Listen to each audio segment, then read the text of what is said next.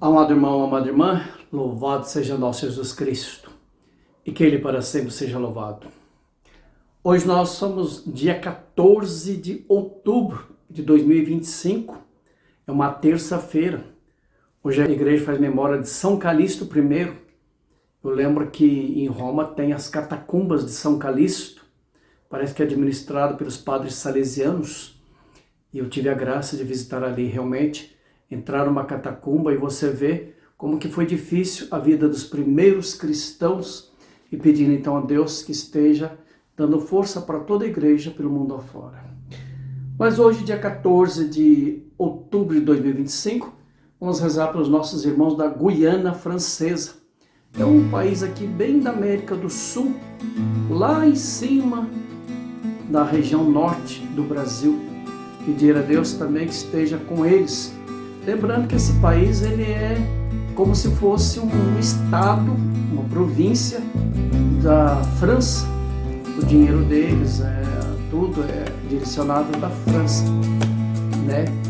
Porém, é um país que faz parte aqui da nossa região. Então vamos rezar por eles, também pedindo a graça e a proteção.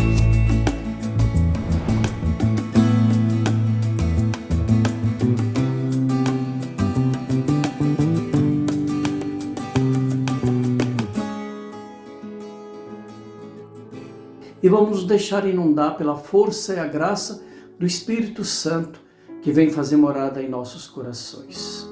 Estejamos com o coração aberto a Deus e rezamos pela santificação de todo o povo de Deus. Vinde, Espírito Santo, encheis os corações dos vossos fiéis e acendei neles o fogo do vosso amor. Enviai o vosso Espírito e tudo será criado e renovareis a face da terra. Ó Deus, que instruíste os corações dos vossos fiéis com a luz do Espírito Santo, fazei que apreciemos retamente todas as coisas, segundo o mesmo Espírito, e gozemos sempre da sua consolação. Por Cristo, Senhor nosso. Amém. Hoje nós vamos ler Tiago, capítulo 1, versos 22 e 25, que diz o seguinte: Sejam praticantes da palavra, e não apenas ouvintes, iludindo a si mesmos. Quem se concentra numa lei perfeita, a lei da liberdade, e nela continua firme, não como ouvinte distraído, mas praticando o que ela manda, esse encontrará a felicidade no que faz. Isso é muito importante, porque assim nos leva ao contexto da liturgia.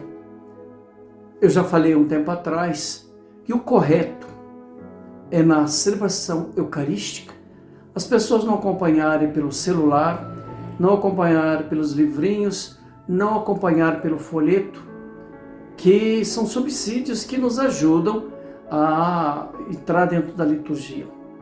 Porém, quando as leituras, quando o Evangelho são proclamados, devemos estar olhando, frente a frente, olhando para quem estiver proclamando a palavra.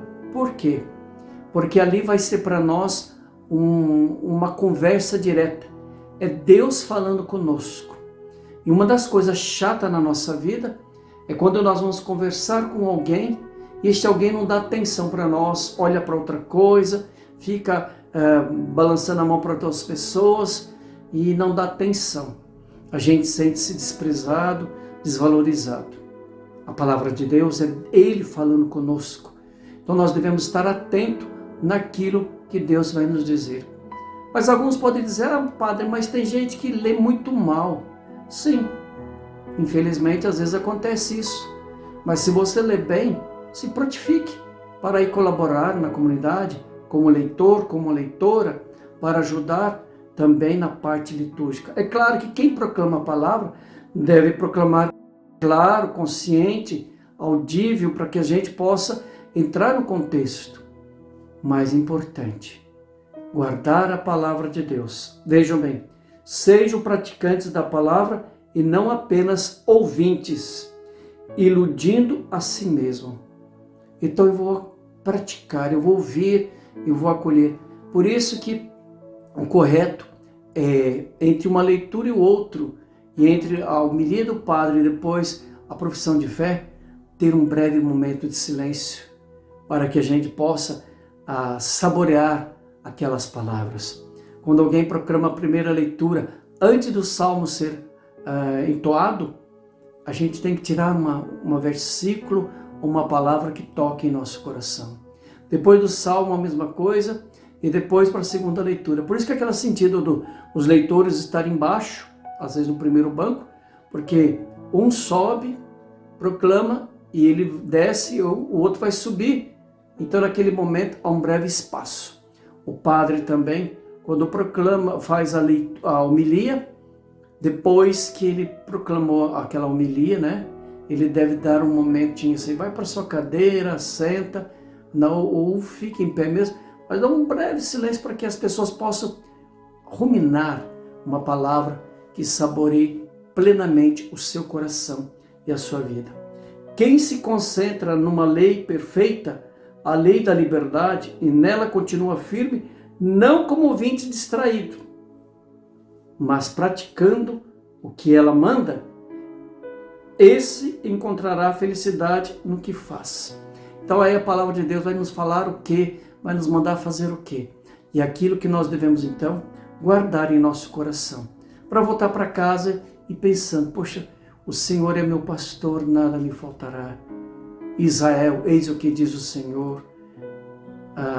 Eu vim para que todos tenham vida e a tenham abundância. Então, várias vezes o Senhor vai nos falando e a gente vai buscando. Pensa nisso e dê valor maior à Eucaristia. E vamos concluir então com a oração de São Bento. A cruz sagrada seja a minha luz, não seja o dragão o meu guia. Retira-te, Satanás, nunca me aconselhes coisas vãs. É mal o que tu me ofereces. Bebe tu mesmo o teu veneno. Amém.